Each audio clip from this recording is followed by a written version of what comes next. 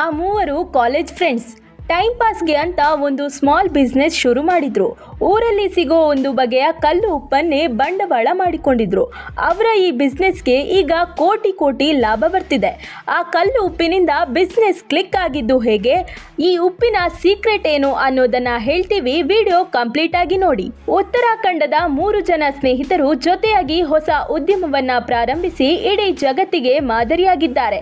ಸಂದೀಪ್ ಪಾಂಡೆ ಹಾಗೂ ಆತನ ಬಾಲ್ಯದ ಸ್ನೇಹಿತರಾದ ಸೌರಭ್ ಪಂತ್ ಮತ್ತು ಯೋಗೇಂದ್ರ ಸಿಂಗ್ ಸೇರಿಕೊಂಡು ಉಪ್ಪನ್ನೇ ಬಂಡವಾಳ ಮಾಡಿಕೊಂಡು ಕೋಟಿ ಕೋಟಿ ದುಡಿದಿದ್ದಾರೆ.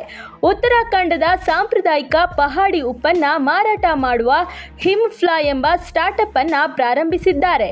ಇಂಜಿನಿಯರಿಂಗ್ ಓದಿರೋ ಸಂದೀಪ್ ಪಾಂಡೆ ರೆಸ್ಟೋರೆಂಟ್ ಒಂದನ್ನ ಓಪನ್ ಮಾಡಬೇಕು ಅನ್ಕೊಂಡಿದ್ರು. ಅದರ ತಯಾರಿಯಲ್ಲಿದ್ದಾಗಲೇ ಪ್ರವಾಹ ಬಂದು ಅವರ ಹೋಟೆಲ್ ಎಲ್ಲವೂ ಕೊಚ್ಚಿಕೊಂಡು ಹೋಗಿತ್ತು. ಬೇಜಾರಲ್ಲೇ ಸಂದೀಪ್ ಪಾಂಡೆ ಹೊಲದ ಕಡೆ ನಡೆದುಕೊಂಡು ಹೋಗ್ತಿದ್ರು. ಆ ಟೈಮಲ್ಲಿ ಹೊಲದಲ್ಲಿ ಕೆಲಸ ಮಾಡ್ತಿದ್ದ ಮಹಿಳೆಯರು ಊಟ ಮಾಡುವಾಗ ಕಲ್ಲಿನ ಚೂರೊಂದನ್ನ ಪುಡಿ ಮಾಡಿ ಅಡುಗೆಗೆ ಹಾಕಿಕೊಳ್ತಿದ್ದನ್ನ ನೋಡಿದ್ರು. ಆಗ ಅವರಿಗೆ ಹೊಸ ಐಡಿಯಾ ಒಂದು ಹೊಳೆದಿತ್ತು. ತಮ್ಮ ಊರಲ್ಲಿ ಪಹಾಡಿ ಉಪ್ಪು ಇರೋದು ಅವರಿಗೆ ಗೊತ್ತಾಯಿತು. ಹಿಮಾಲಯದಲ್ಲಿ ಸಿಗುವ ಪಿಂಕ್ ಸ್ಟಾಲ್ ಮಾದರಿಯಲ್ಲೇ ಈ ಪಹಾಡಿ ಉಪ್ಪಿನ ಕಲ್ಲು ಇರುತ್ತೆ. ಸೌತೆಕಾಯಿ, ರೊಟ್ಟಿ ಇಂತಹದನ್ನ ತಿನ್ನುವಾಗ ಈ ಪಹಾಡಿ ಉಪ್ಪನ್ನ ಹಾಕಿಕೊಂಡು ತಿಂದರೆ ಅದರ ಟೇಸ್ಟ್ ಇನ್ನೂ ಸೂಪರ್ ಆಗಿರುತ್ತೆ.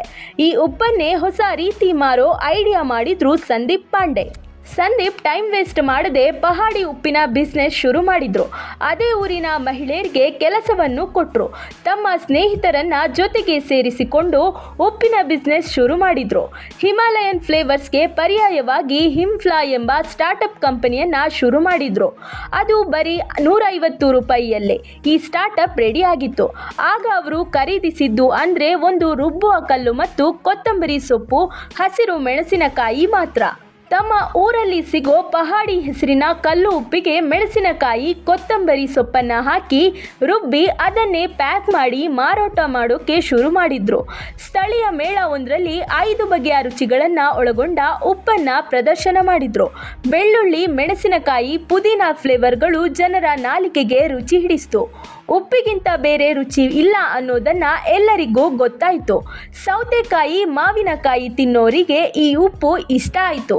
ರೊಟ್ಟಿ, ಚಪಾತಿಗೂ ಇದನ್ನೇ ಬಳಸ್ತಿದ್ರು. ಹೀಗೆ 5 ಫ್ಲೇವರ್ಗಳಿಂದ ಶುರುವಾದ ಈ ಪಹಾಡಿ ಉಪ್ಪು ಇದೀಗ 52 ಫ್ಲೇವರ್ಗಳಿಗೆ ಬಂದಿದೆ. ಉತ್ತರಾಖಂಡದ ಹಳ್ಳಿಯೊಂದರಲ್ಲಿ ಸಿದ್ಧವಾದ ಈ ಪಹಾಡಿ ಉಪ್ಪು ಈಗ ಆಸ್ಟ್ರೇಲಿಯಾ, ಅಮೆರಿಕ, ಇಂಗ್ಲೆಂಡ್, ದುಬೈ, ಬ್ರೆಜಿಲ್ನಲ್ಲೂ ಮಾರಾಟ ಆಗ್ತಿದೆ. 1-2 ಕೆಜಿಯಿಂದ ಶುರುವಾದ ಉಪ್ಪಿನ ಉತ್ಪಾದನೆ ಈಗ 20 ಕ್ವಿಂಟಾಲ್ಗೆ ಬಂದಿದೆ. ಈ ಪರಿಮಳ ಭರಿತ ಉಪ್ಪಿನ ವಾರ್ಷಿಕ ಆದಾಯ ಈಗ 1.5 ಕೋಟಿ ದಾಟಿದೆ. ಹಿಮದ ಬೆಟ್ಟಗಳಲ್ಲಿ ಸಿಗೋ ಪಹಾಡಿ ಉಪ್ಪಿನ ರುಚಿಗೆ ಇಡೀ ಪ್ರಪಂಚವೇ ಈಗ ಮಾರು ಹೋಗಿದೆ.